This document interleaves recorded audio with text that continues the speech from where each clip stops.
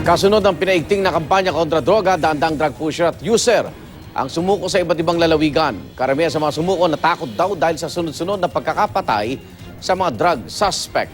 Darito ang report. Mahigit 700 individual na sangkot sa drug trade sa Rosario, Cavite ang nagtungo sa covered court na ito para talikuran ang kanilang masamang gawain. Sa tulong ng mga polis, sabay-sabay silang nanumpa at ipinangakong hindi na muling masasangkot sa droga. Sa mga nakausap ng GMA News, kahirapan ang isa sa mga nangungunang dahilan kung bakit sila nasangkot sa droga.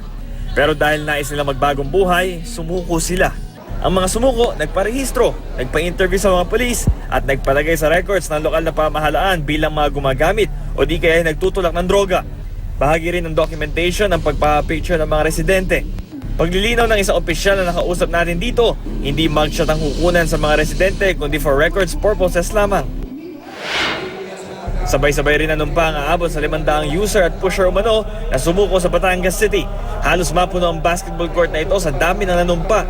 Ayon sa mga nakausap ng GMA News, may nabuti nilang sumuko dahil na rin sa takot na dala ng sunod-sunod na pagkakapatay sa mga drug suspect.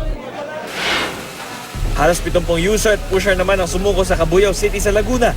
Ayon sa pulisya, bunso daw ito ng sunod-sunod na Oplan Tokhang nitong mga nakaraang araw. Hiling nila sa mga sumuko makipag-ugnayan para matukoy ang iba pang supplier ng droga sa Cabuyao.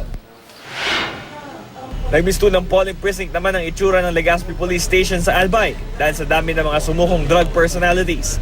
Sa tala ng mga otoridad, aabot sa 100 ang sumuko dahil na rin sa takot na makulong o mapatay sa gitna ng pinaigting na operasyon kontra droga. Aabot naman na sa 2,000 drug personalities ang sumuko sa buong Bicol region. Para sa unang balita, Bam Alegre reporting.